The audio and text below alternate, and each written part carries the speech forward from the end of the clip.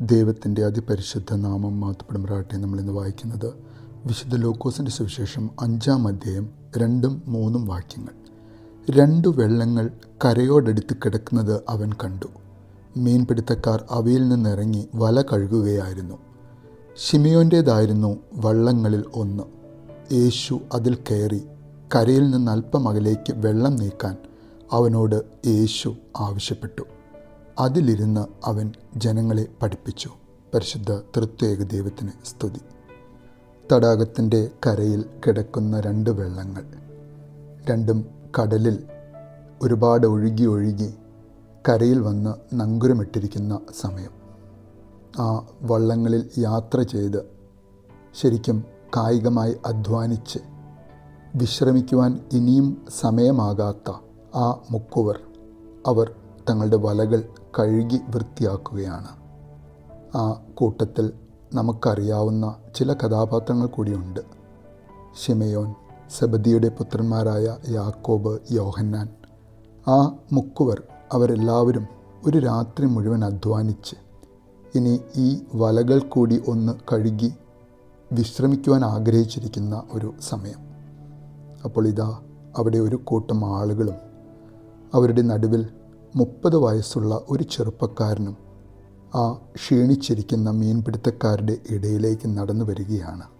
രാത്രി മുഴുവനും അധ്വാനിച്ച് ഒന്നും കിട്ടാതെ മനസ്സ് തകർന്ന് ശരീരം തളർന്നിരിക്കുന്ന ആ മുക്കുവരുടെ ഇടയിലേക്കാണ് ആ ചെറുപ്പക്കാരൻ നടന്നു വരുന്നതും അവൻ ശിമയോൻ്റെ വള്ളത്തിൽ കയറി അവനോട് കരയിൽ നിന്ന് അല്പം അകലേക്ക് വള്ളം നീക്കാൻ ആവശ്യപ്പെടുന്നതും.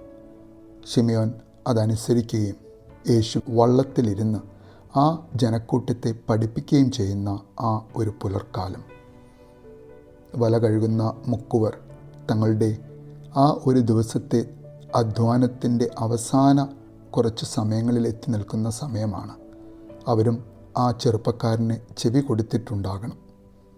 മറ്റെല്ലാവരേക്കാളും അധികമായി അധ്വാനിക്കുന്നവരുടെയും ഭാരം ചുമക്കുന്നവരുടെയും നാഥനായ യേശുവിന് അവൻ്റെ ഹൃദയത്തിലൊരു സ്പാർക്ക് അനുഭവപ്പെട്ടിട്ടുണ്ടാകണം. എന്നെ കേൾക്കാൻ കൂടി വന്നിരിക്കുന്ന ജനത്തിൽ ഏറ്റവും കൂടുതൽ എൻ്റെ വിളിക്ക് യോഗ്യരായവർ, ഈ എന്നെ സശ്രദ്ധം കേട്ട് മനസ്സുകൊണ്ട് എന്നിൽ അലിഞ്ഞു ചേരുന്ന, രാത്രി മുഴുവൻ അധ്വാനിച്ച ഈ മുക്കുവരാണ് എന്ന് അവൻ തീർച്ചപ്പെടുത്തിയിട്ടുണ്ടാകണം.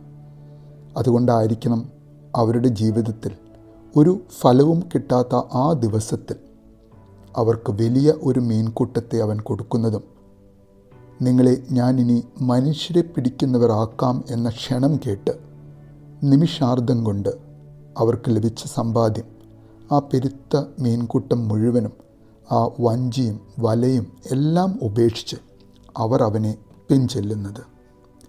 നമ്മുടെ വള്ളങ്ങളായ നമ്മളായിരിക്കുന്ന സ്ഥലങ്ങൾ, നമ്മുടെ ഭവനങ്ങൾ, നമ്മുടെ ബന്ധുമിത്രാദികളുടെയും അയൽക്കാരുടെയും നമ്മളായിരിക്കുന്ന സമൂഹത്തിലെ ഓരോരോ ഭവനങ്ങൾ, നമ്മൾ ജോലി ചെയ്യുന്ന മേഖലകൾ, ആ 30കാരന് വന്ന് നമ്മളോട് പറയാനുള്ളത് കേൾക്കുവാൻ നമുക്കും നമ്മുടെ പഠിപ്പിൻ്റെ സമയങ്ങളിൽ, നമ്മുടെ അധ്വാനത്തിൻ്റെ സമയങ്ങളിൽ, നമ്മുടെ ജീവിതത്തിൻ്റെ സായാഹ്നങ്ങളിൽ, വിശ്രമവേളകളിൽ താല്പര്യമുണ്ടാകട്ടെ എന്ന് നമുക്ക് ആഗ്രഹിക്കാം.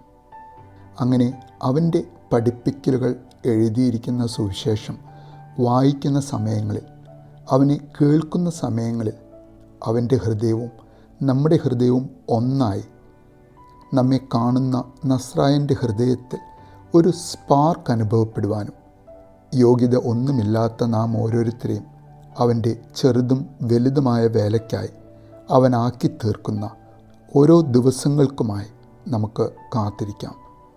അവനേൽപ്പിക്കുന്ന ഉത്തരവാദിത്തങ്ങൾ പൂർണ്ണ ശ്രദ്ധയോടും പൂർണ്ണ താല്പര്യത്തോടും പൂർണ്ണ മനസ്സോടും നമുക്ക് ചെയ്തു തീർക്കുവാനുള്ള നല്ലൊരു ഹൃദയം നമുക്ക് തരുവാൻ നമുക്കവനോട് പ്രാർത്ഥിക്കാം, ആഗ്രഹിക്കാം.